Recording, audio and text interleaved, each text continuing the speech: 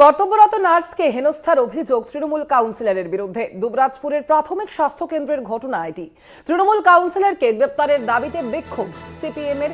ঘটনার তদন্ত শুরু করেছে ইতিমধ্যেই দুবরাজপুর থানার পুলিশ। কথা বলবো, ফোন লাইনে রয়েছেন প্রতিনিধি মনা বীরবংশী। মনা, কি জানা যাচ্ছে, কি অভিযোগ করা হচ্ছে এ বিষয়ে? দেখো, যে অভিযোগ মূলত করা হচ্ছে সেটা চাঞ্চল্যকর, রীতিমতো যথেষ্টই উদ্বিগ্নের। তার কারণ হচ্ছে, দেখো, বিশেষ করে শাসক দলের এক তৃণমূল কাউন্সিলর, তার বিরুদ্ধেই মূলত অভিযোগ।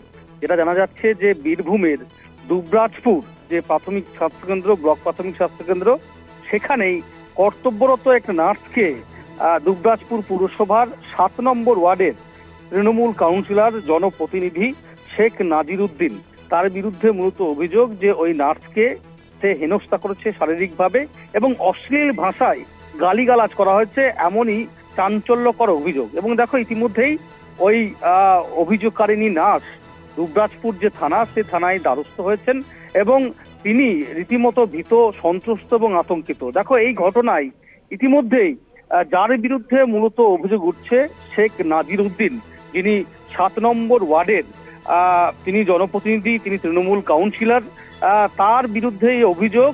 এবং তাকে গ্রেপ্তারের প্রতিবাদে এদিন ধর্নায় কিন্তু সিপিএম, বিরোধী দলের তরফ থেকে সিপিএম এর নেতা কর্মীরা দুবরাজপুর থানার সামনে তারা জমায়েত হয়েছে, তারা বিক্ষোভ দেখাচ্ছে, তারা রীতিমতো পথে নেমেছে, সেটা কিন্তু বলা যেতে পারে।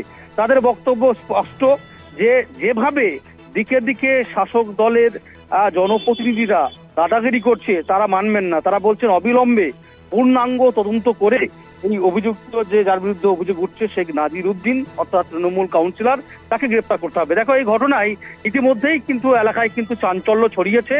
এবং দেখো, অবশ্যই আমরা যার বিরুদ্ধে মূলত অভিযোগ উঠে আসছে শেখ নাজিরউদ্দিন, তিনি বলছেন, তিনিও চাইছেন যে এটা সঠিক নিরপেক্ষ তদন্ত করা হোক, কারণ তিনি নিজেকে নির্দোষ বলছেন।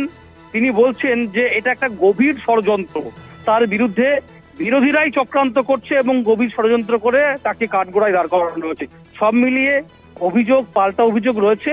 এবং এই ঘটনায় এই মুহূর্তে বিরোধীদের তরফ থেকে, সিপিএম এর তরফ থেকে সেখানে থানার সামনে বিক্ষোভ, প্রতিবাদ, তারা গ্রেপ্তারের দাবি তুলছেন। পুরো ঘটনায় দুবরাজপুরে একটা রীতিমতো চাঞ্চল্যকর পরিবেশ তৈরি হয়েছে। ধন্যবাদ তোমায়, মনা।